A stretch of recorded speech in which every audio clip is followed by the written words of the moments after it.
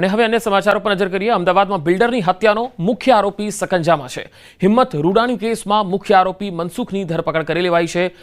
Construction સાઇટના રૂપિયાને લઈને બંને વચ્ચે વિવાદ ચાલતો હતો। જૂના ભાગીદાર મનસુખ લાખાણીએ સોપારી આપી હતી। વિરાટનગર બ્રિજ નીચે મર્સિડીઝ કારમાંથી મૃતદેહ મળી આવ્યો હતો। પોલીસે 100થી વધુ સીસીટીવી ચેક કર્યા। 3 લોકો કાર મૂકીને જતા સીસીટીવીમાં જોવા મળ્યા હતા। આરોપી અને મૃતક વચ્ચે રૂપિયા બાબતે મંદુક હતું અને આજે આરોપીઓને કોર્ટમાં રજૂ કરવામાં આવશે।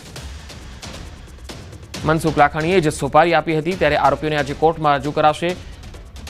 આજે કોર્ટમાં રજૂ થશે ત્યારે વધુ રિમાન્ડની પણ માંગ થઈ શકે છે। વધુ માહિતી મેળવીએ। સંવાદદાતા ઋત્વિજ સોની મારી સાથે જોડાયા છે। ઋત્વિજ, હિંમત રૂડાણી કેસમાં મનસુખની તો ધરપકડ થઈ છે, આજે કોર્ટમાં શું થઈ શકે છે કાયદાકીય ખટલામાં?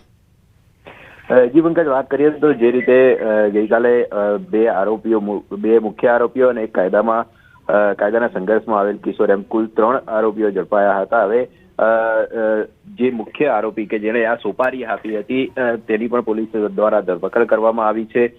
આજે સત્તાવાર રીતે તેની ધરપકડ કર્યા બાદ હવે આ જે આરોપીઓ છે તેઓને કોર્ટમાં રજૂ કરવામાં આવશે અને ત્યારબાદ આગળની જે કાર્યવાહી છે એટલે રિમાન્ડની જે કાર્યવાહી છે તે પોલીસ દ્વારા કરવામાં આવશે। કારણ કે આખી તપાસ દરમિયાન અનેક એવા મુદ્દાઓ છે કે જે તપાસ માટે રિમાન્ડની જરૂરિયાત છે, એટલે કે પોલીસ દ્વારા હવે આ અલગ અલગ મુદ્દાઓની તપાસ માટે રિમાન્ડની માંગણી કરવામાં આવશે અને ત્યારબાદ આગળની જે તપાસ છે તે પોલીસ દ્વારા કરવામાં આવશે।